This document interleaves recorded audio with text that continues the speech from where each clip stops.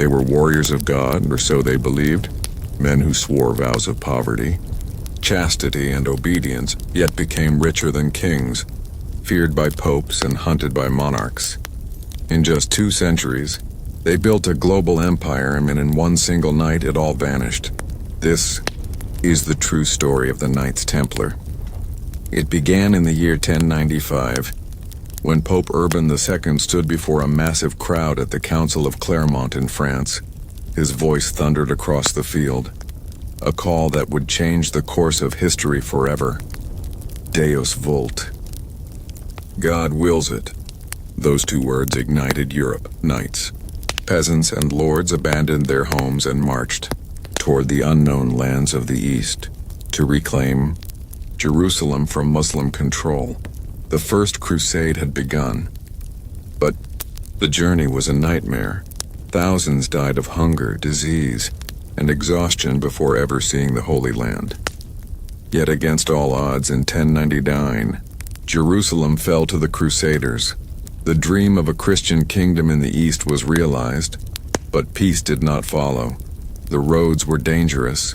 Pilgrims, poor travelers who came from across Europe to see the sacred places were robbed, kidnapped, or killed by bandits on their way to Jerusalem. The holy city needed protectors. In the year 1119, a small band of knights led by a man named Hugues de Payon, a French noble, approached King Baldwin II of Jerusalem with a bold proposal. They would dedicate their lives to defending pilgrims traveling through the Holy Land. They would take monastic Faustar, but instead of living in silence within stone walls, they would carry swords. They called themselves the poor fellow soldiers of Christ and of the Temple of Solomon. Soon, the world would know them simply as the Knights Templar. King Baldwin gave them a headquarters, a wing of the royal palace on the Temple Mount, believed to be the site of King Solomon's temple. From that holy place, they took their name. They were few, only 9 knights at first, but they were driven by unshakable faith. They wore simple white robes with a red cross, the symbol of martyrdom. They took oaths of poverty, chastity, and obedience just like monks, but they were no ordinary monks. They were warriors of God. For nearly 9 years, the Templars remained a small and obscure group, living in poverty, defending pilgrims, and gaining respect in Jerusalem. Then, in 1129, something extraordinary happened. They received official recognition from the Catholic Church at the Council of Troy. This was largely thanks to a powerful ally, Saint Bernard of Clairvaux, one of the most influential religious figures of the Middle Ages. Bernard saw in the Templars something revolutionary, a merging of monk and soldier, prayer and war. He wrote a glowing endorsement titled, "In Praise of the New Knighthood." A new type of knighthood has appeared on earth, unknown to the ages past. They live in the world yet are not of the world. The endorsement changed everything. Suddenly, nobles from across Europe poured wealth, land, and recruits into the order. The Templars became the first international military organization in history, answerable only to the Pope himself. They were unstoppable. The Templars developed an elite military code. They rode into battle in disciplined formation, never retreating unless ordered, and fought with terrifying courage. Each knight was supported by squires and sergeants, forming a perfectly organized structure. They built fortresses across the Holy Land, massive stone castles like Crac des Chevaliers and Chateau Pèlerin, which still stand today as symbols of their power. They became the steel backbone of the Crusader states. When others fled, the Templars held the line. Even their enemies respected their bravery. The sight of the red cross on a white mantle struck both awe and fear into all who saw it, but their power was not only military, it was financial, and that would one day destroy them. As their influence grew, so did their wealth. Kings, nobles, and pilgrims entrusted the Templars with money, land, and treasures. Because of their discipline, honesty, and global network, the Templars invented something extraordinary when the first international banking system. A pilgrim could deposit gold in a Templar house in Paris and withdraw it in Jerusalem using a coded document. This system was safer and faster than carrying coins through dangerous lands. Soon, the Templars were managing not just pilgrim funds, but royal treasuries. They lent money to kings, financed wars, and held estates across Europe. They were monks, but also merchants, bankers, and diplomats. Their network stretched from England to Egypt, from Portugal to Palestine, and they answered to no king, only the Pope. Their independence made them powerful and dangerous. By the mid-1200s, the Crusades were failing. Muslim forces under Saladin retook Jerusalem in 1187. The once great Christian kingdom of Jerusalem was shrinking. The Templars continued to fight bravely, but victories became rare, and their wealth made them targets of jealousy. They were accused of arrogance, secrecy, and greed. They lived like monks but owned vast lands and riches. Whispers began to spread. Were the Templars truly holy, or had they become corrupted by power? The fall of the Crusader strongholds in the Holy Land, especially Acre in 1291, ended the Templars' original mission. The Holy Land was lost. The Knights returned to Europe, powerful, rich, and with no war left to fight. And that, history would show, was the beginning of their end. In France, King Philip IV, known as Philip the Fair, was desperate. He had fought costly wars against England and Flanders and was deeply in debt to the Templars.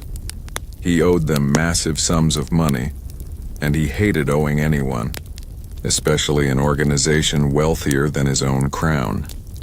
Philip saw the Templars not as holy men, but as a threat to his power and a way to solve his financial crisis. He began plotting their destruction. But Philip was cunning. He couldn't just attack a religious order backed by the Pope. He needed a reason, something shocking, something that would turn the world against them.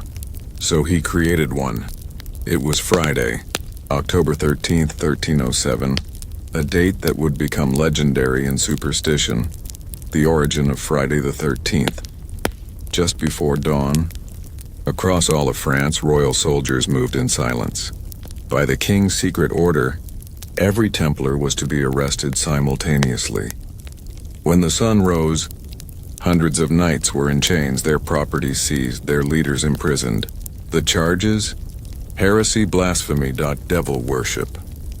Philip accused the Templars of unspeakable crimes, spitting on the cross, denying Christ, kissing each other's bodies in initiation rituals, and worshipping a mysterious idol called Baphomet. The accusations shocked Christendom, but were they true? Or a political lie? Under torture, many Templars confessed to the charges. Anything to stop the agony. The Inquisition, eager to please the king, recorded these confessions as proof. Their Grand Master, Jacques de Molay, was imprisoned for 7 years. He later recanted his confession, declaring his innocence and that of the order, but it was too late. Pope Clement V, pressured by King Philip, disbanded the Knights Templar in 1312. The once mighty order, the protectors of Jerusalem, the bankers of Europe, the soldiers of God, ceased to exist, or so it seemed. In 1314, Jacques de Molay and several high-ranking Templars were led to the stake in Paris. As the flames rose, de Molay shouted his final words, "God knows who is wrong and has sinned. It will soon be a calamity for those who have condemned us. God will avenge our death." According to legend, as the smoke rose into the sky, de Molay cursed both King Philip and Pope Clement, predicting they would die within a year. They did. Philip died of a stroke later that year. Clement died of illness soon after. Coincidence? Or divine justice? The curse of the Templars was born. When King Philip's men stormed the Templar commandeers across France on that cursed October morning in 1307, they expected to find mountains of gold, silver, relics, and secret scrolls. But when they broke open the vaults, they found almost nothing, no treasure, no documents, no gold. It was as though everything had vanished overnight. The royal officers were baffled. Witnesses claimed that just days before the arrests, a group of Templars had secretly loaded wagons at the Paris Temple and disappeared under cover of darkness. Where did they go? What did they take? Some said the convoy headed toward the port city of La Rochelle on France's western coast, a major Templar stronghold with a powerful fleet. By dawn, the ships were gone, vanished into the mist. No records, no survivors, no answers, but whispers spread across Europe. The lost Templar treasure had escaped. Historians have long debated what the treasure really was. Gold and silver? Sacred relics from Jerusalem? Or ancient knowledge?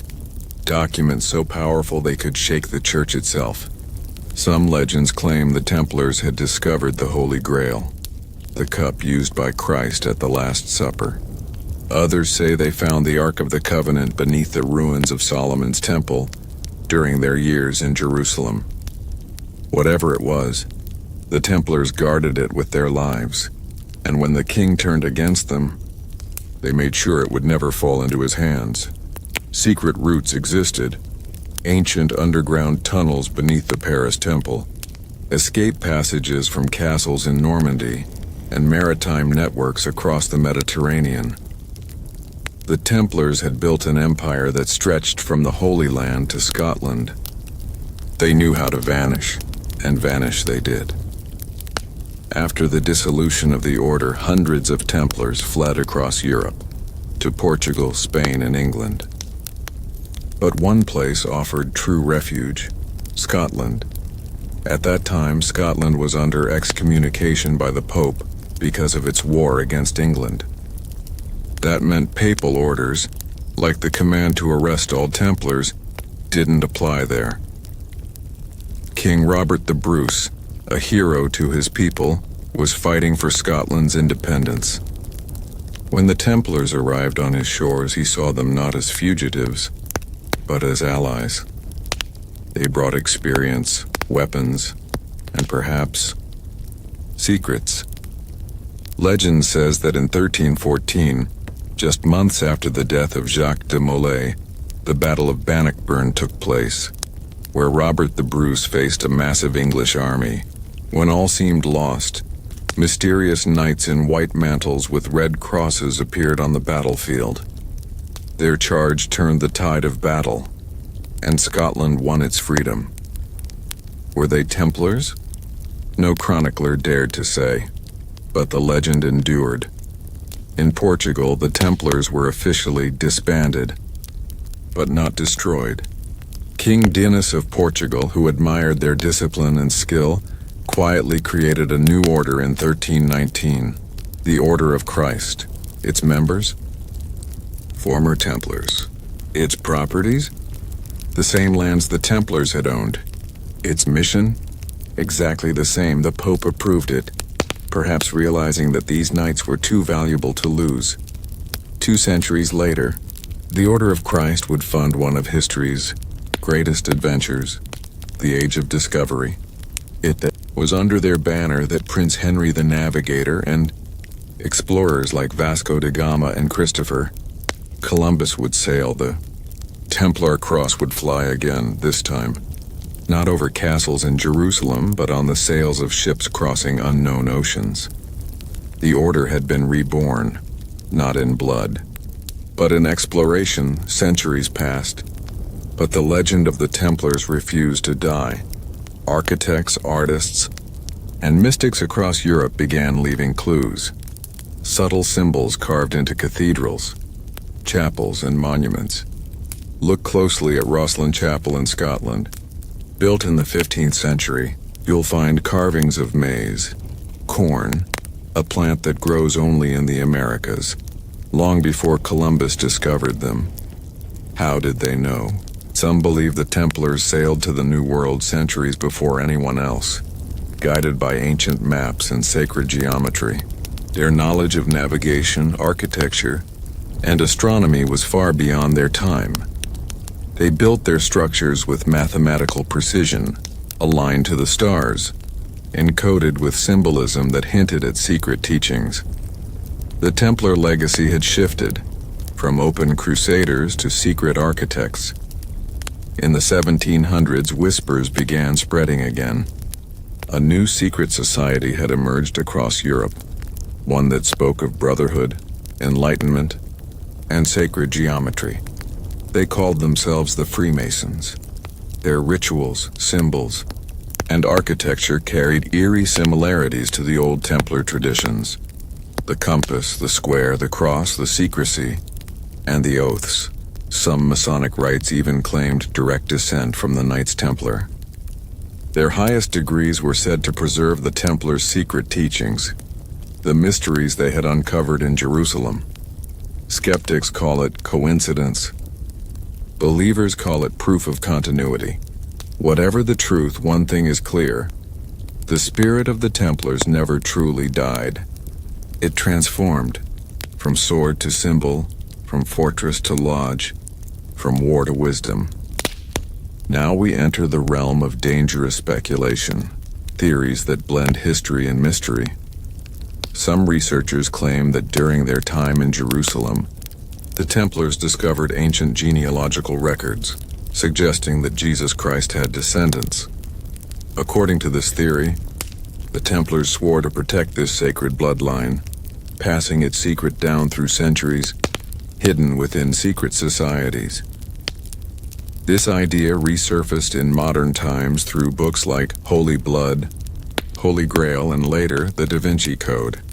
But while fiction, it's built on centuries-old whispers that the Church tried to silence. Could this be the reason King Philip and the Pope feared the Templars so deeply? Because they held a truth that could shake the very foundation of Christianity. No one knows for sure, but the secrecy surrounding their fall suggests that they possessed something far more dangerous than gold.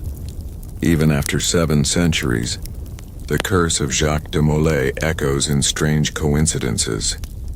When King Louis XVI of France, a descendant of Philip the Fair, was executed during the French Revolution, a man in the crowd shouted, "Jacques de Molay, you are avenged."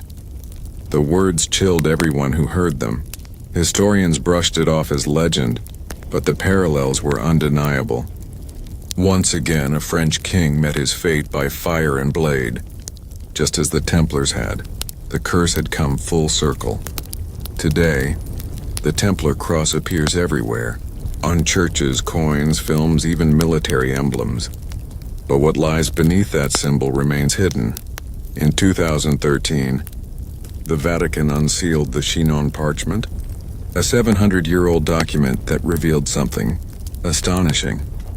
Pope Clement V had secretly absolved the Templars of heresy before dissolving the order. In other words, they were innocent.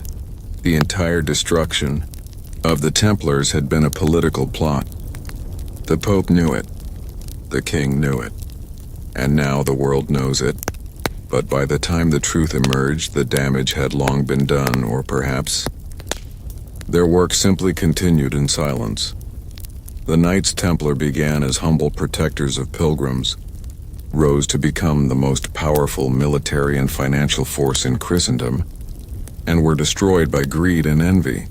Yet even in destruction, they triumphed. Their ideas, discipline, loyalty, honor, and service, and still inspire soldiers, explorers, and dreamers today. Their symbols live in architecture, in mystery, and in the imagination of every generation. Perhaps their treasure was never gold or jewels. Perhaps it was knowledge, the wisdom to build, to protect, and to believe. They took an oath to serve God, and in the end, they became legends. The legend of the Holy Grail, the chalice said to have caught the blood of Christ, did not exist during the time of Jesus. It was born centuries later, in medieval Europe during the exact same era when the Knights Templar rose to power. Coincidence? Or connection? The earliest Grail stories emerged in the late 1100s, just as the Templars' fame spread across Christendom. French poets like Chrétien de Troyes began writing of a mysterious cup with divine power, a symbol of purity, healing, and eternal life. The Grail was said to be hidden, protected by a secret brotherhood of knights who had taken vows of silence. That description matched only one real group: the Templars. During their early years in Jerusalem, the Templars lived on the Temple Mount, the most sacred site in Judaism and one of the most contested places in the world. For 9 years, the knights occupied chambers beneath what was once believed to be King Solomon's temple. While officially they were guarding pilgrims, some historians suggest they were searching for something ancient, scrolls, relics, secrets buried for millennia. Archaeological findings and old accounts tell of tunnels beneath the Temple Mount, tunnels the Templars excavated. Some say they discovered documents, blueprints, maps, or even the remains of sacred artifacts. Whatever they found changed them. When they emerged from those tunnels, the once poor knights began receiving massive donations, mysterious knowledge, and papal protection.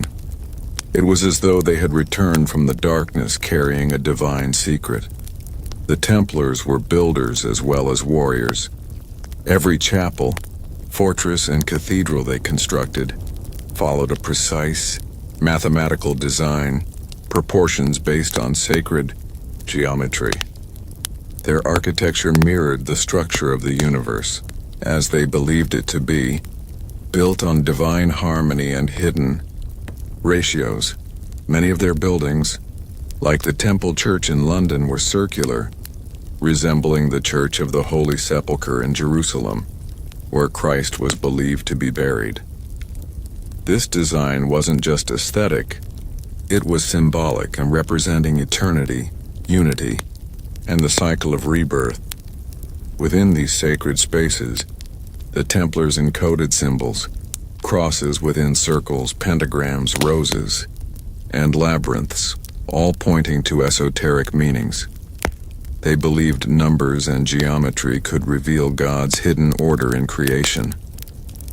The Templars' true treasure, perhaps, wasn't gold, but knowledge, a divine science bridging heaven and earth.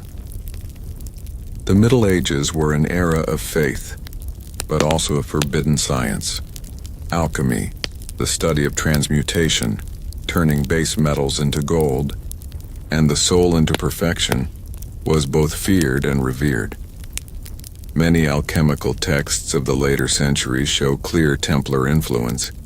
Symbols like the Red Cross, twin pillars, and the Temple Dome. The Templars may have been among the first to merge Christian mysticism with ancient Hermetic philosophy, knowledge that traced back to Egypt, Greece, and the East. To the Templars, the Grail was not merely a cup. It was a metaphor for enlightenment, for the divine spark within humanity that could be awakened through faith and knowledge. Their quest was not just for relics, it was for truth itself. In Nabubai, Templar order was structured like an onion, layers within layers. Ordinary knights knew only the rules of battle and prayer, but higher initiates were taught deeper mysteries, allegories, symbols, and secrets.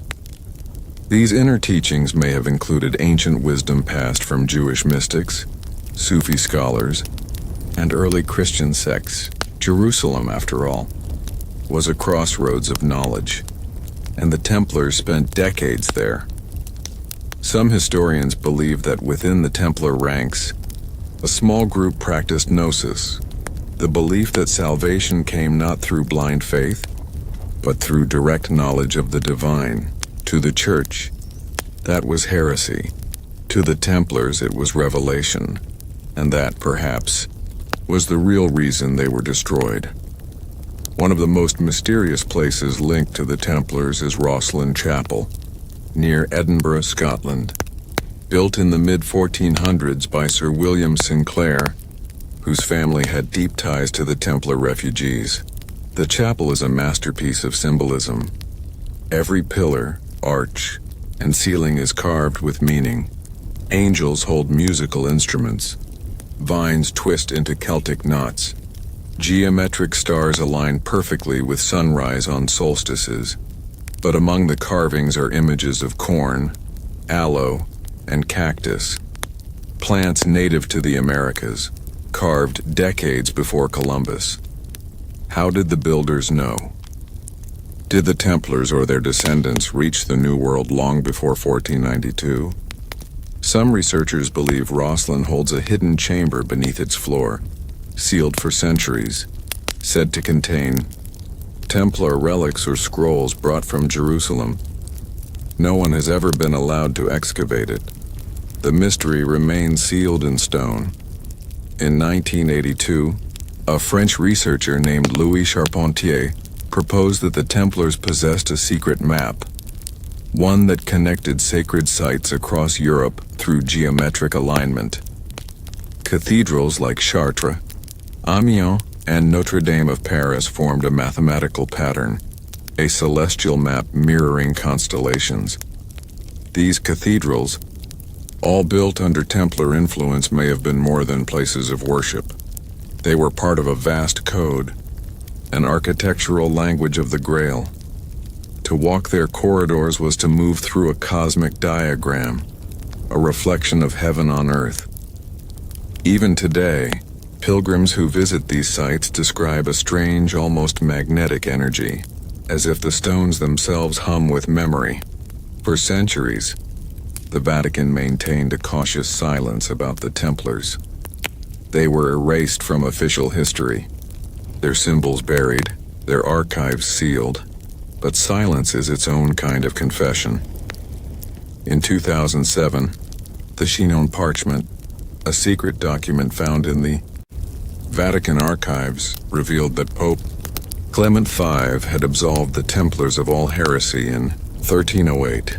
The Church knew they were innocent, but political power and fear forced their destruction anyway. In other words, the Templars were sacrificed, not because they were heretics, but because they were inconvenient truths in an age of control. The Grail legend survived because it speaks to something eternal in human nature, the desire to seek, to know, to transcend. The Templars may have vanished as men, but their mission, the quest for divine truth, continues in every generation that asks questions too dangerous for the powerful to answer. Whether you call it the Grail, enlightenment, or inner awakening, the idea that knowledge and purity lead to freedom has never died. They searched for the Grail not in the earth, but in themselves. Today, the Red Cross of the Templars still appears on military insignia, medals of honor, and even modern humanitarian organizations.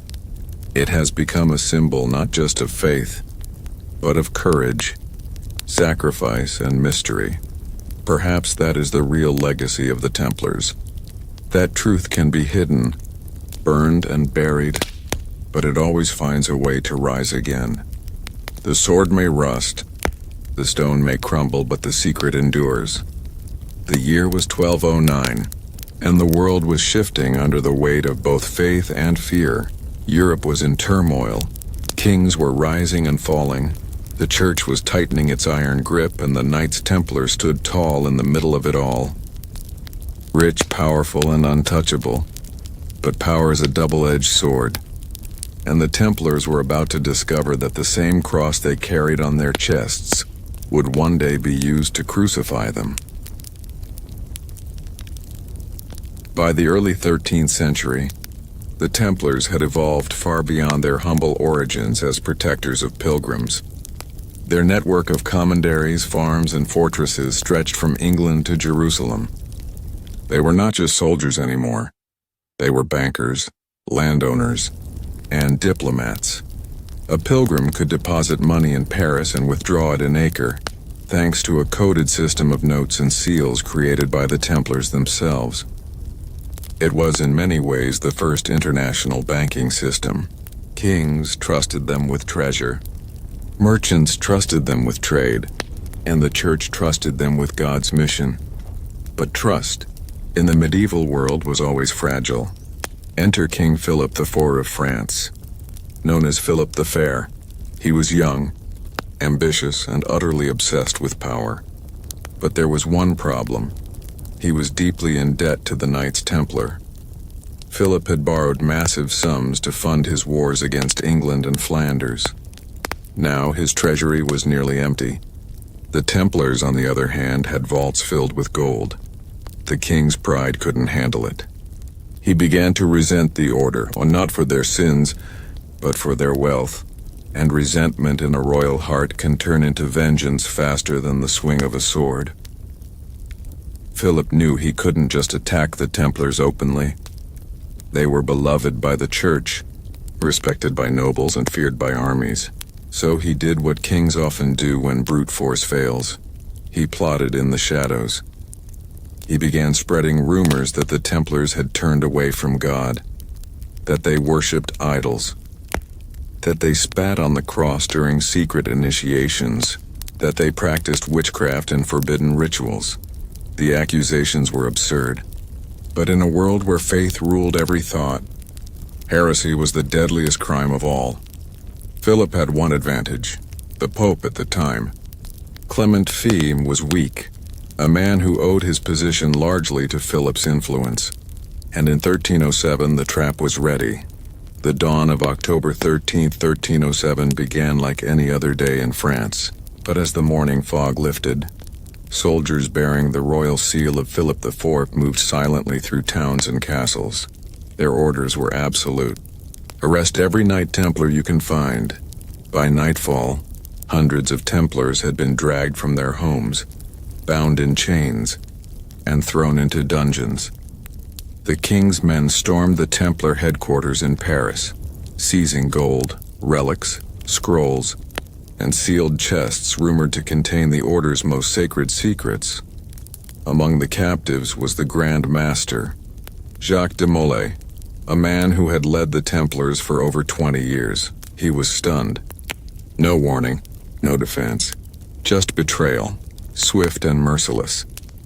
Philip's men began the Inquisition immediately. Templars were tortured in the name of confession, their bodies stretched, burned, and beaten until words of guilt spilled out. Under pain and terror, they confessed to crimes they never committed. They said they denied Christ. They said they kissed idols. They said they worshipped demons. The church, horrified but pressured, believed the lies. The once holy knights became symbols of sin overnight. In the streets of Paris, whispers spread. The Templars have fallen from God. And yet, no one could produce proof of their supposed blasphemy. Still, the wheels of destruction had already begun turning. Pope Clement V was torn. He owed the Templars loyalty, but he feared King Philip's wrath even more. After months of political pressure, Clement formally dissolved the order in 1312. It was one of the darkest decisions in papal history, while the end of a holy brotherhood that had stood for nearly 2 centuries. The Templar lands were seized. Their treasure vanished. Some say into the king's coffers, others claim into the shadows of history. But one thing remained: the legend. A legend that refused to die. On March 18, 1314, after 7 long years of imprisonment, Jacques de Molay was led to an island on the Seine River in Paris. A wooden stake stood waiting. He was to be burned alive for heresy. As the flames rose around him, de Molay's voice carried over the river, and strong, unbroken, Pope Clement, King Philip, that before the year is out, You will both answer for your crimes before God. Witnesses said his eyes never closed, as the fire consumed him. And in a twist that became legend, both Pope Clement V and King Philip IV died within a year of his curse. The Knights Templar were gone, at least officially, but rumors spread like wildfire. Some said a fleet of Templar ships had escaped from France, carrying gold, documents, and sacred relics. Others whispered they sailed to Scotland, where King Robert the Bruce, excommunicated by the Pope, gave them refuge. There they supposedly fought under the banner of the Scottish army at the Battle of Bannockburn, helping secure Scotland's freedom. From those ashes, it said, rose the Freemasons who carried the Templar symbols and secret knowledge into the New Age. The world may never know the full truth. But one thing is certain, the Knights Templar were more than just warriors. They were a brotherhood of faith, ambition, and mystery that changed the course of history. And though their castles have fallen and their bones turned to dust, their story still burns like a torch passed down through time, eternal, unyielding and unsolved. The flames that consumed Jacques de Molay on that cold March evening in 1314 were meant to erase the Knights Templar forever. But history has a strange way of keeping secrets alive. For every story of death, there is a whisper of escape, a rumor that refuses to die. And that rumor began the legend of the Templar treasure. When King Philip's soldiers stormed the Templar headquarters in Paris, they expected to find vaults overflowing with gold, relics, and priceless artifacts collected over centuries. But when they broke through the massive iron doors, the rooms were empty. No gold, no silver, no documents, nothing somewhere. Between the king's orders and the soldiers' arrival, the treasure had vanished. How? Who moved it? And where did it go? That mystery became the heartbeat of every Templar legend that followed. Historical records show that the Templars maintained a small naval fleet based at La Rochelle, a coastal town in western France. On the night before the arrests, October 12, 1307, local witnesses claimed to see several Templar ships leaving the harbor under cover of darkness. No one knows where they sailed. Some say they fled to Portugal, where King Denis secretly welcomed them and reorganized them under a new name, the Order of Christ. Others say they sailed to Scotland, where they found refuge with Robert the Bruce, who was at war with England and had been excommunicated by the Pope. But there's another theory, one that stretches far beyond Europe's shores. A theory that connects the Templars to the New World, centuries before Columbus ever set sail. Long before 1492, sailors and explorers whispered of lands across the Atlantic, lands rich with forests, rivers, and gold. What if the Templars, with their unmatched resources and navigational skill, reached those shores first? Some historians point to carvings, symbols, and relics found along the Nova Scotia coast in Canada. Places like Oak Island, famous for its mysterious money pit, deep within the tunnels of Oak Island. Explorers have uncovered fragments of palm fiber parchment, Templar-style crosses, and even stone markers carved with codes resembling Templar ciphers. Could this be coincidence? Or was it evidence that the Templars brought their treasure, and perhaps their secrets, to a hidden stronghold across the ocean?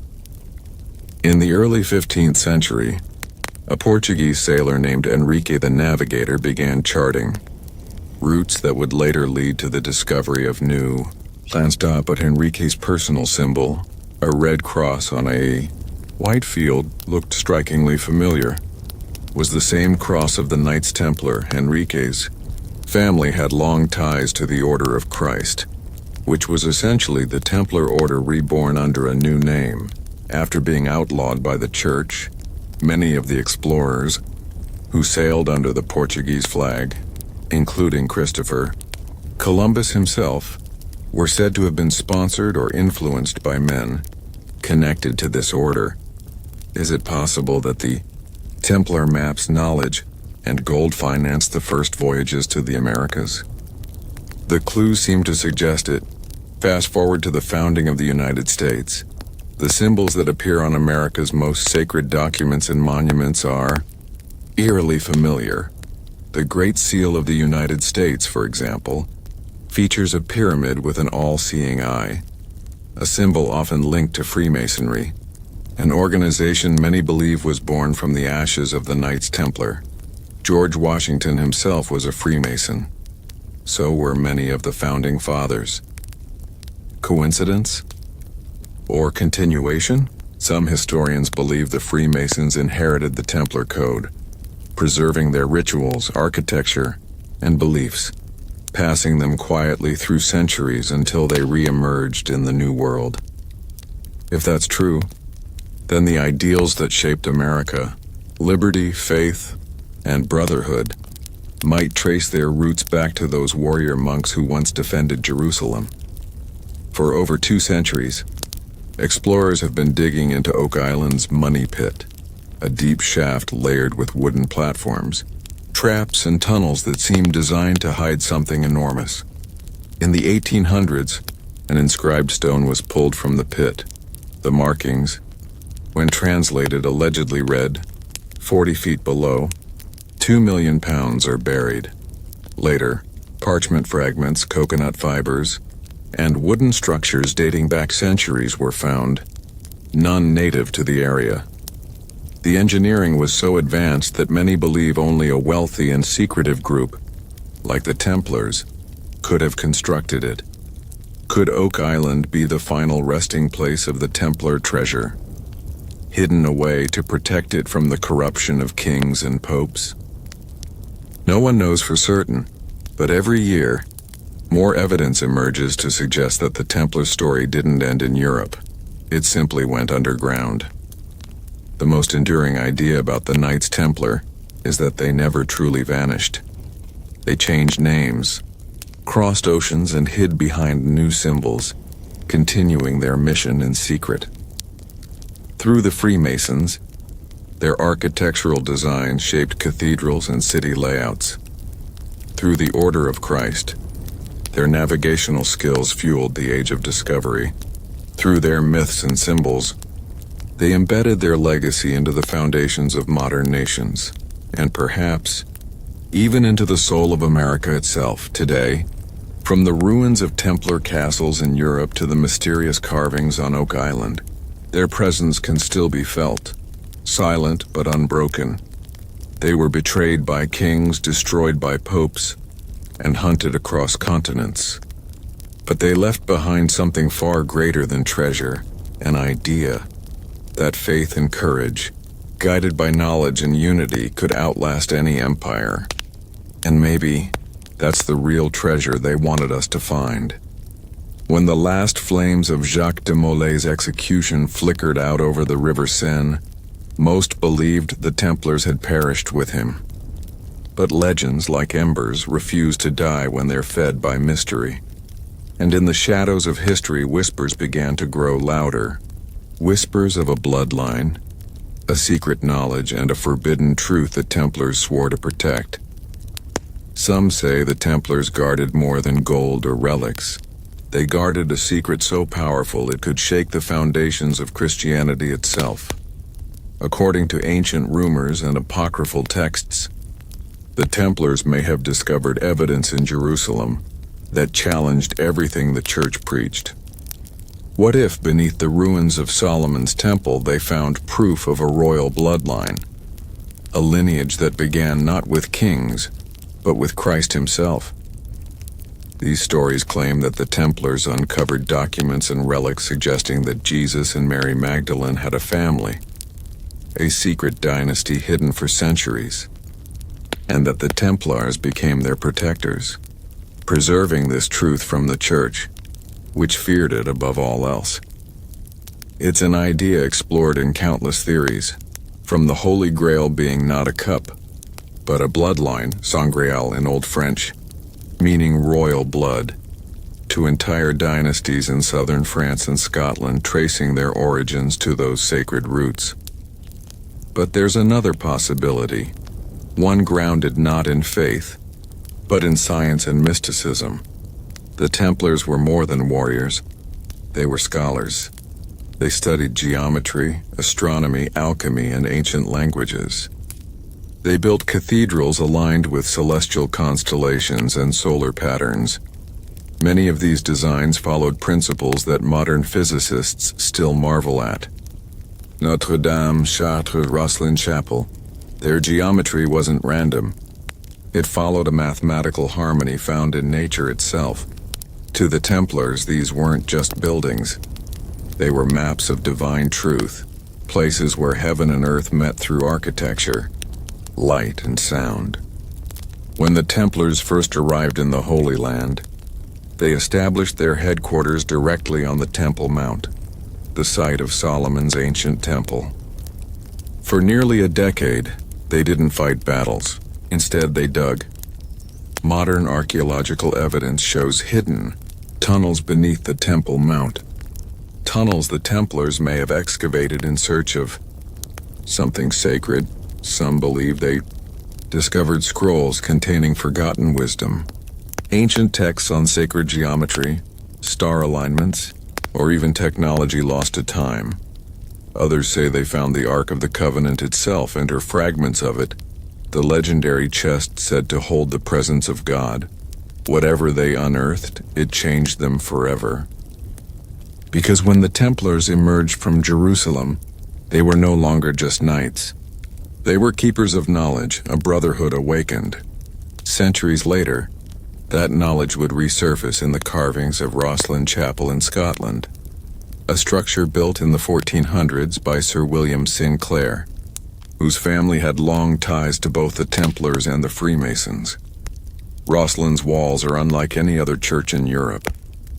They are covered in mysterious symbols, angels with musical cubes, vines of maize, a plant unknown in Europe before Columbus, and encrypted patterns that, when analyzed, correspond to musical frequencies and mathematical constants. It's as if the chapel itself is a message encoded for future generations. Some say it holds the key to the Templars' greatest secret, not treasure, but truth. After their persecution, many surviving Templars are believed to have fled to Scotland, where Robert the Bruce's rebellion offered them sanctuary. In return, the Templars may have fought beside him at the Battle of Bannockburn in 1314, a victory that secured Scottish independence. In gratitude, Scottish nobles granted them land and protection. From these hidden enclaves, the Templar traditions lived on, evolving into early Freemasonry. The Sinclair family, builders of Rosslyn, became grand masters of these early lodges. Their bloodline, some claim, carried the torch of the Templar mission, a blend of faith, knowledge, and hidden heritage. And if the old legends are true, the Sinclairs might have been direct descendants of that ancient bloodline the Templars swore to protect. Centuries later, Europe entered the Renaissance, a rebirth of art, science, and discovery. But who sparked it? Where did that sudden flood of knowledge made of geometry, astronomy, perspective, and architecture come from? Some historians point to the Templar archives that survived in secrecy. Their teachings on sacred geometry and balance may have inspired geniuses like Leonardo da Vinci, Michelangelo, and Galileo da Vinci himself, rumored to have connections to secret societies, encoded strange symbols in his paintings, especially in The Last Supper. No golden cup, no obvious grail, but if you look closer, there's a hidden V shape between Jesus and Mary, the ancient symbol of the feminine and of bloodline. Coincidence? Or a silent tribute to the truth the Templars once guarded? If we trace the Templar influence forward, it runs through the veins of European nobility, through the Freemasons of the 17th and 18th centuries, and into the very founding of America. It runs through architecture, art, and even the way cathedrals and cities were aligned with stars.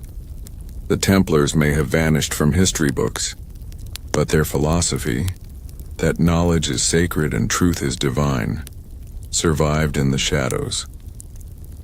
They believed that God's greatest revelation was not written in Scripture, but written in the geometry of creation itself, the stars, the earth, and the human spirit, and that, perhaps, is why they were destroyed, not for heresy, but for knowing too much, whether the Templars protected a bloodline, a relic, or a forgotten science. One truth remains constant. They were seekers of something beyond the reach of kings and popes. Their symbols, the cross, the chalice, the temple, still appear today in cathedrals, bank logos, and secret society emblems. And even now their legend refuses to fade, because the Templars were never just about faith. They were about truth, no matter the cost. And truth once discovered can never truly be buried. The smoke of the Middle Ages faded. Castles crumbled. Empires rose and fell. But through it all, one invisible thread endured. The symbols, codes, and wisdom of the Knights Templar lived on. They no longer wore armor or carried swords. They carried compasses, square tools, and secrets, and in the new world being born, in a world of exploration, rebellion, and freedom, their ancient legacy found a new home. America. After the fall of the Templars in the 14th century, their surviving members vanished into the shadows of Europe. Some became monks. Others became stonemasons, the builders of Europe's cathedrals. Over generations, those builders preserved the symbols and rituals of the Templar Brotherhood, passing them down quietly from master to apprentice. By the 16th century, those ancient oaths and geometric secrets evolved into something new, Freemasonry. But while the tools had changed, the purpose remained: to seek truth, to honor knowledge, and to protect freedom of thought from the tyranny of kings and dogma. Freemasons rose quietly among the most powerful men of Europe: artists, scientists, nobles, and philosophers. They gathered in secret lodges where ranks and rituals echoed the Templar hierarchy. Their symbols told stories. The square and compass stood for balance between reason and faith.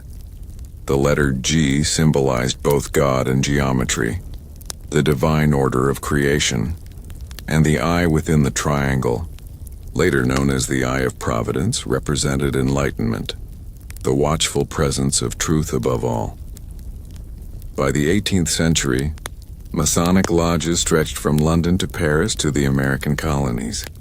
And in those lodges, the Templar flame was quietly passed on. When the American colonies rose against the British crown, many of the men who led the revolution shared more than just political ideals. They shared Masonic oaths. George Washington, Benjamin Franklin, John Hancock, Paul Revere, all were Freemasons. They met in candlelit rooms, planned rebellion, and dreamed of a new order. A world where freedom would not be granted by kings but earned by the people. Their secret meetings used Masonic rituals, vows of brotherhood, coded handshakes, and the promise to protect truth at all costs. So, when the Declaration of Independence was signed, it wasn't just a political act. It was the culmination of centuries of Templar philosophy, the belief that truth, reason, and faith could coexist to build a better world. Look closely at the architecture and symbols of early America, and the influence becomes undeniable. The Great Seal of the United States, approved in 1782, bears the unfinished pyramid and the all-seeing eye, direct echoes of Masonic symbolism rooted in ancient Templar geometry. The Latin phrase below it, Novus Ordo Seclorum, a new order of the ages, reflects the same mission the Templars once pursued: to create a world guided by divine order and human enlightenment. The layout of Washington, D.C., designed by architect and Freemason Pierre L'Enfant, is filled with geometric alignments and sacred ratios. The Capitol, the White House, and the Washington Monument form patterns that mirror Templar and Masonic symbolism. Circles, triangles, and axes aligned to the rising sun. It wasn't coincidence. It was a message. The light of wisdom lives here. In the 1800s, Masonic lodges spread across the United States. Small temples built in cities, towns, and frontier settlements. To the public, they were just fraternal organizations, but inside their walls, rituals honoring the fallen Templars continued.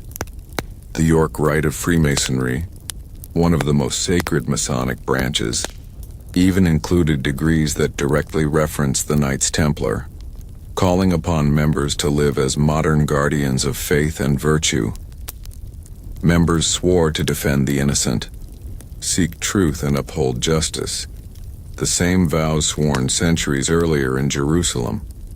The order had simply changed its armor for suits and compasses. But the deeper you look, the stranger the connections become. Why do so many early American symbols echo Templar imagery? Why do 33 degrees of Scottish Rite Masonry correspond to 33 steps on the Great Seal Pyramid? And why did Washington's cornerstone ceremony for the U.S. Capitol follow a ritual nearly identical to a Templar consecration rite? Coincidence or continuity? Some researchers believe America itself was the final dream of the Templars. A new Jerusalem, a nation founded on sacred geometry, enlightenment, and freedom of conscience. After all, they had sought a safe haven for centuries, a land beyond the reach of kings and popes, and in America, they finally found it. As America grew, so did its secret brotherhood. Presidents, inventors, generals, and industrialists, many were Freemasons. They shaped the nation's architecture, politics, and symbols from behind the scenes. But power breeds suspicion. Whispers began to grow that Freemasonry was not merely a fraternity, but a continuation of the ancient Templar mission, guarding forbidden knowledge and influencing world affairs. Even today, Masonic symbols adorn U.S. currency, monuments, and government buildings, not as hidden conspiracies, but as reminders that America's soul was born from secret wisdom. The Knights Templar began as humble warriors sworn to protect pilgrims. Over centuries, their mission transformed. From swords to symbols, from castles to constitutions, their ideals, courage, faith, and truth became the foundation of modern freedom. Their knowledge, geometry, balance, enlightenment, shaped the way humanity built cities, cathedrals, and nations. They may have died in fire and betrayal, but their vision of a higher order, a world built on truth and unity, still burns quietly in the heart of modern civilization. Every Masonic temple, every all-seeing eye, every whisper of brotherhood, is a tribute to the men who refused to let the light die. Even now, the Order of the Knights Templar still exists, not as a medieval army, but as a chivalric organization dedicated to charity, faith, and history. Modern Freemasons still honor their memory through rituals, architecture, and service. And though centuries have passed, one principle remains: non nobis domine non nobis, sed nomini tua da gloriam. Not unto us, O Lord, not unto us, but to thy name give glory. It was their motto. It is their legacy, and it is still whispered by those who seek truth in a world built on illusion. They were erased from history, their symbols destroyed, their land seized, their leaders burned. But what if the truth about the Knights Templar, their power, their knowledge, their destiny, was never truly lost? What if it still lies hidden beneath the marble floors of the Vatican itself? Deep beneath Vatican City, guarded by centuries of silence, lies a fortress few have ever entered. The Archivum Secretum Apostolicum Vaticanum, or the Vatican Secret Archives. Behind 85 kilometers of shelving rests over 12 centuries of human history.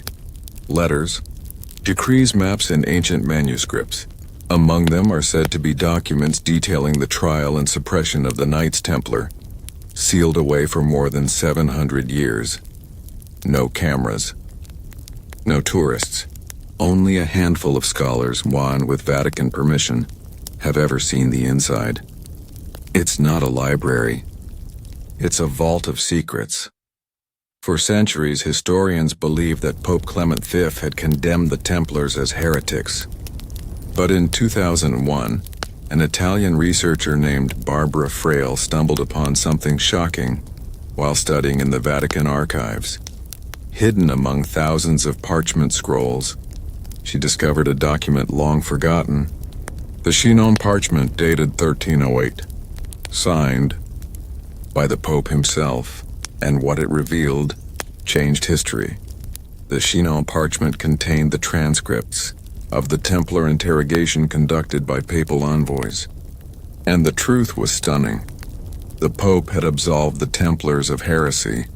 He forgave them, declaring they were guilty only of minor faults, not blasphemy. In other words, the Church had secretly pardoned the Templars even before they were destroyed by the French crown. So why then did the order still burn? Why did Jacques de Molay still die in fire? Because forgiveness from the Church was not enough to protect them from the greed of kings. King Philip III of France, buried under the weight of his own debts to the Templars, had no intention of letting them survive. Their wealth, their independence, their power, all threatened his rule.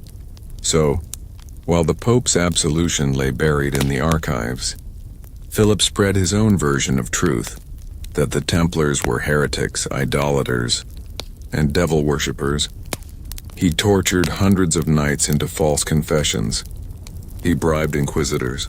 And in 1312, the Pope, pressured and trapped, finally dissolved the order. The Chinon parchment was hidden away, and the truth remained buried for nearly 700 years.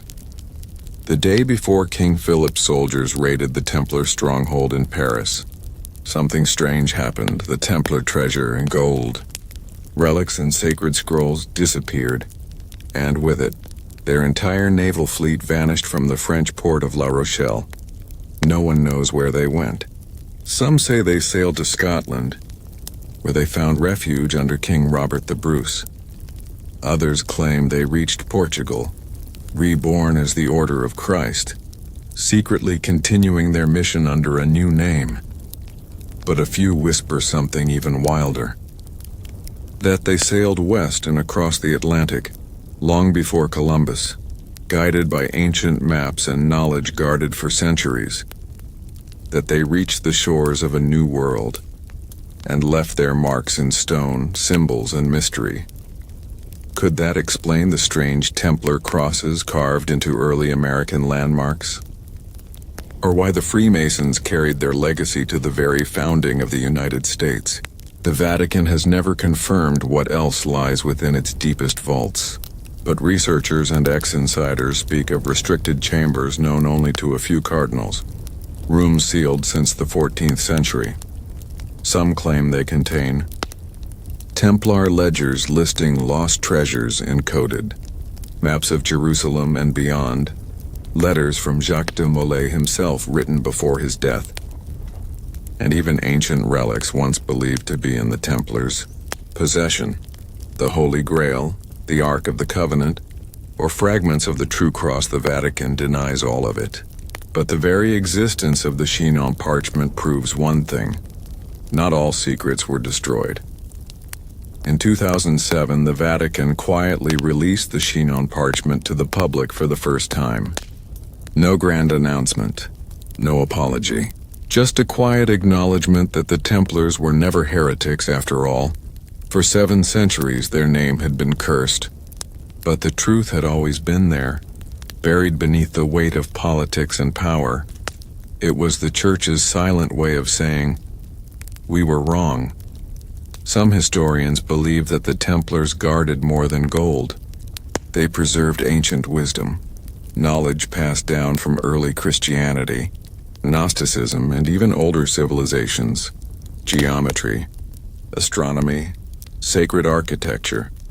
The hidden codes found in cathedrals across Europe may all trace back to the Templar understanding of divine proportion. Their true treasure may not have been material at all, but knowledge. A bridge between science, faith, and the universe, and perhaps that knowledge still lies sealed somewhere deep within the Vatican walls. Today, modern Templar organizations exist worldwide, many under the protection of the Church itself. They no longer wield swords or command armies, but they uphold the same virtues: faith, honor, service, and truth.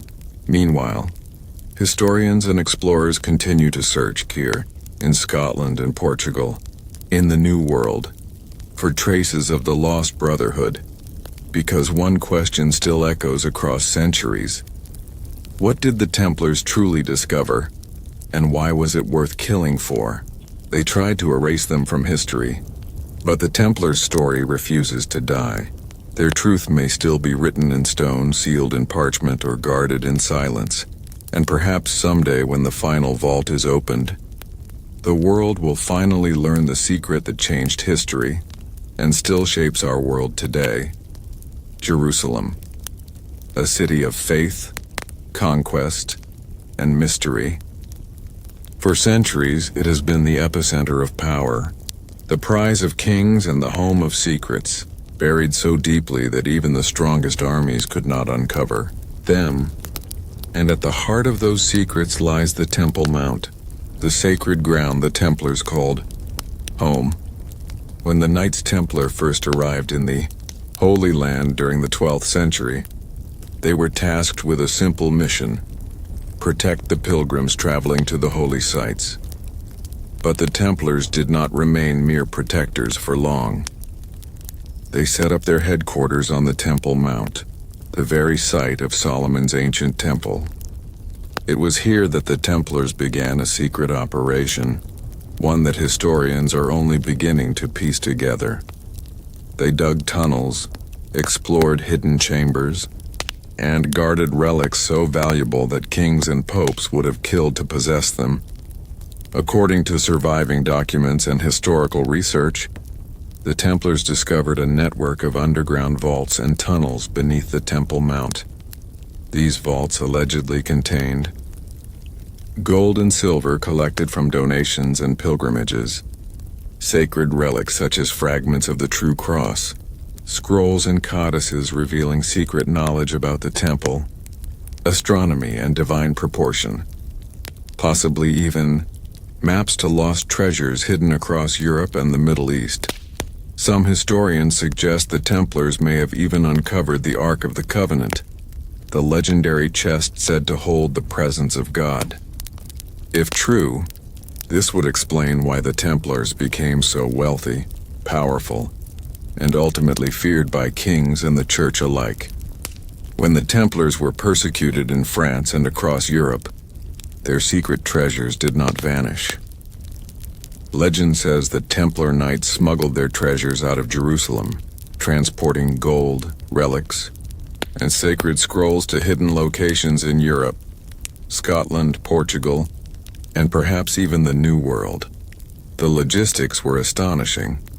A fleet of ships carrying priceless artifacts, guided by maps and knowledge the Templars had safeguarded for centuries.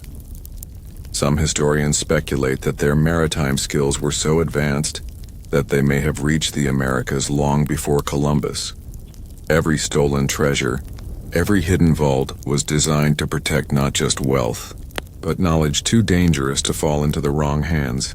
Today, the Temple Mount remains one of the most heavily monitored archaeological sites in the world. Excavation is restricted, yet hints of the Templar legacy persist. Ancient carvings and symbols on walls and stonework. Hidden cisterns and subterranean tunnels described in historical texts.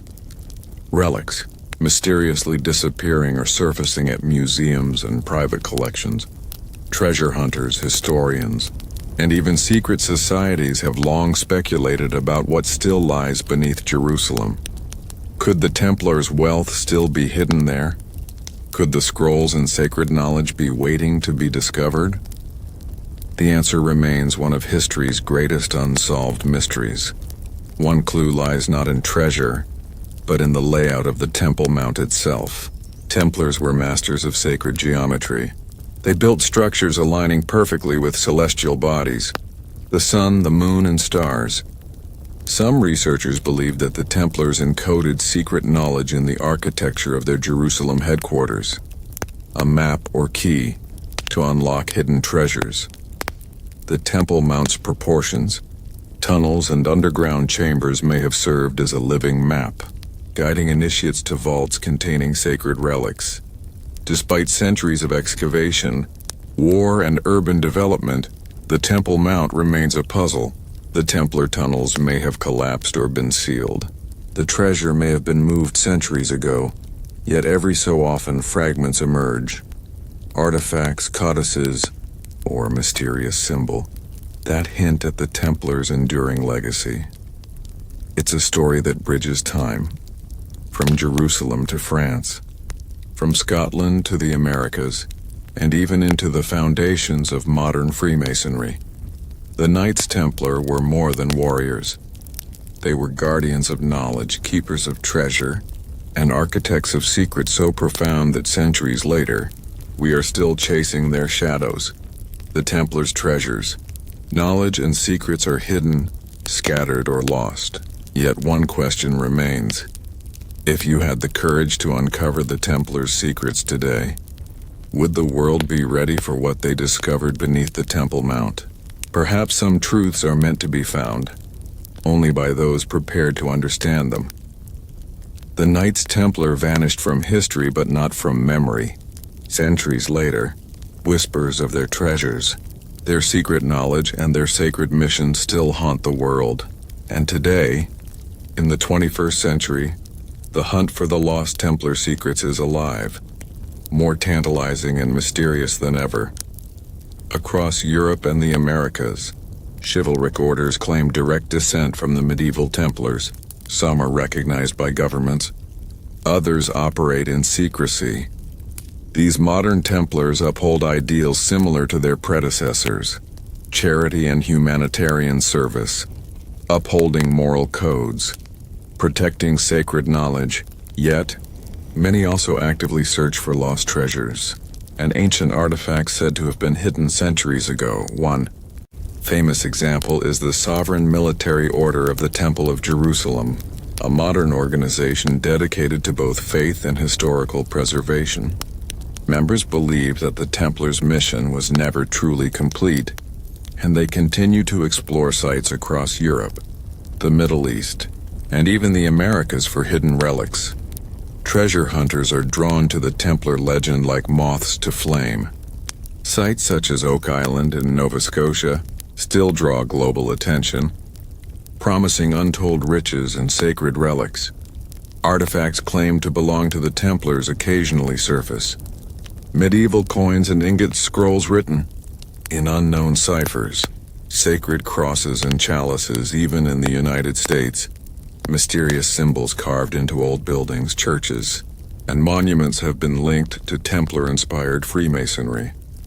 Some researchers suggest that early American settlers brought secret knowledge from Europe, embedding it in the very foundation of the New World. The Vatican still maintains a tight grip on Templar-related documents. While the Chinon parchment is now public, rumors persist of additional documents locked in secret vaults. Some historians and whistleblowers claim these documents may reveal detailed maps of Templar treasures across Europe and the Middle East, records of sacred relics, including fragments of the Holy Grail and the True Cross codes, and instructions left by Templar leaders for future generations. These secrets, if revealed, could rewrite history, or at least illuminate the shadowy legacy of the Templars. The Templars were not just warriors or bankers. They were keepers of knowledge, and they encoded it in symbols, geometry, and secret writings. Rosslyn Chapel in Scotland contains hidden messages in its carvings. Cathedrals in France show patterns of sacred geometry once studied by Templars.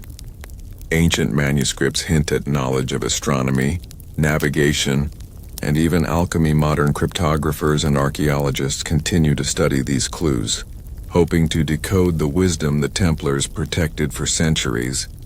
From France to Portugal, from Scotland to the Americas, treasure hunters follow the Templar trail. La Rochelle, France, rumored location of the last Templar fleet. Rosslyn Chapel, Scotland, possible repository of encoded knowledge. Oak Island, Canada, the legendary money pit. Jerusalem, hidden vaults beneath the Temple Mount. Every discovery fuels the legend. Every artifact sparks questions. Could the Templars have reached the Americas before Columbus?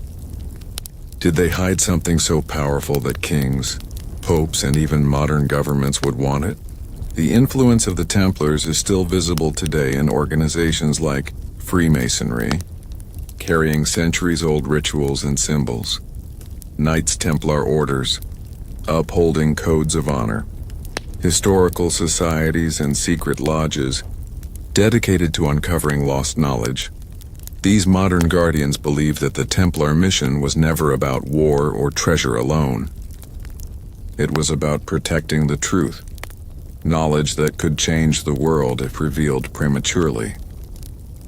The Templars have survived through hidden archives, secret bloodlines, symbolism embedded in architecture and art. Their story appeals to us because it touches something universal. The desire to protect truth, to guard knowledge, and to leave a legacy that transcends time. Even today, millions are captivated by their legend. The lost treasure, the hidden scrolls, the sacred bloodlines. The Templars are more than history. They are a puzzle, a riddle stretching across centuries, waiting for those brave enough to seek it. The Knights Templar taught the world that power, knowledge, and faith are inseparable. They showed that even in betrayal and death, ideals can survive. From Jerusalem to France, from Scotland to the Americas, their influence continues to shape secret societies, architecture, and even the foundations of modern nations. And perhaps one day, the full truth of the Templars, their treasures, knowledge, and mission will finally emerge from the shadows. Until then, their story endures, hidden, whispered, and unsolved, a beacon for those who dare to seek the ultimate secrets of history. For over 700 years, the Knights Templar have fascinated the world.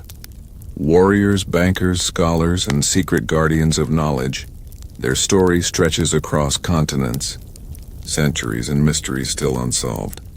Now, we arrive at the final revelations, the truths hidden in history, symbols, and whispers that have shaped the modern world.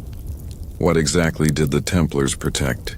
Historians and treasure hunters agree on three things: gold and wealth collected from pilgrimages and donations, sacred relics, fragments of the true cross, chalices, and possibly the Holy Grail.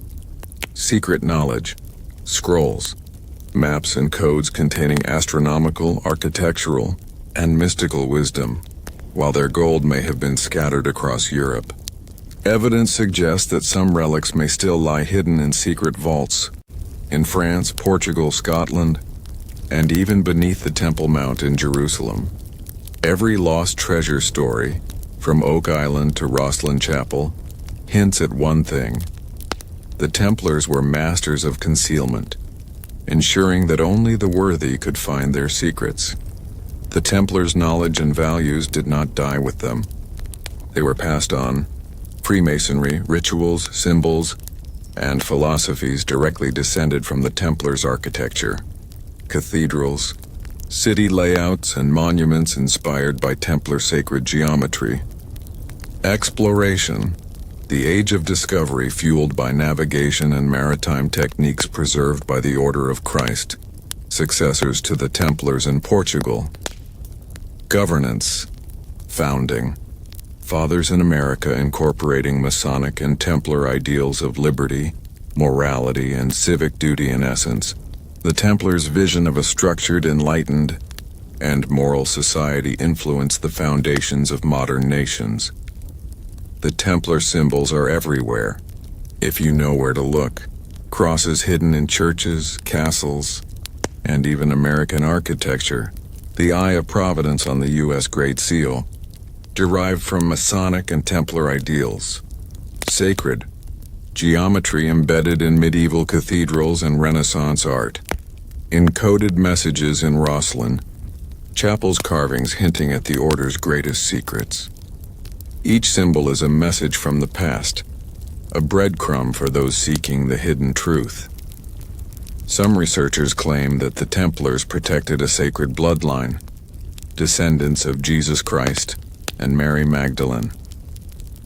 Whether fact or legend, the idea persists that this lineage influenced European nobility, secret societies, and possibly even elements of American leadership. The Templars' commitment to secrecy ensured that these truths remained concealed, waiting for the right moment and the right seeker. From Jerusalem to modern Europe, from hidden vaults to secret societies, one mission stands clear: to preserve knowledge, protect sacred truth, and safeguard humanity from ignorance and tyranny. They fought, they built, they studied, and they hid. And in the shadows, their ideals flourished even today. Historians, archaeologists, and treasure hunters continue to uncover Templar artifacts in museums and private collections, mysterious manuscripts hinting at lost technologies and ancient wisdom, subterranean chambers beneath European cathedrals and castles. The legend lives because there is still something to find. Every discovery brings us closer to understanding the full scope of their genius and influence. The Knights Templar were more than a medieval order. They were visionaries who saw the world not just as it was, but as it could be. Their courage, faith, and intelligence continue to inspire secret societies, modern architecture, and even the principles upon which nations were founded. And perhaps most importantly, they teach us this: knowledge is a treasure worth protecting. Faith and courage are timeless. The pursuit of truth can outlast empires, kings, and centuries of persecution. The Templars may have vanished from history books, but their legacy remains alive in the structures, symbols, and societies around us. Every stone, every symbol, every legend carries a whisper. Seek, and you may find. The Knights Templar were never just about treasure or war. They were about truth, and truth, once discovered, changes everything. This concludes our deep journey into the hidden history, treasures and secrets of the Knights Templar. If you've enjoyed this series, the story doesn't end here. The Templars' influence can still be traced in modern secret societies, architecture, and mysteries around the world.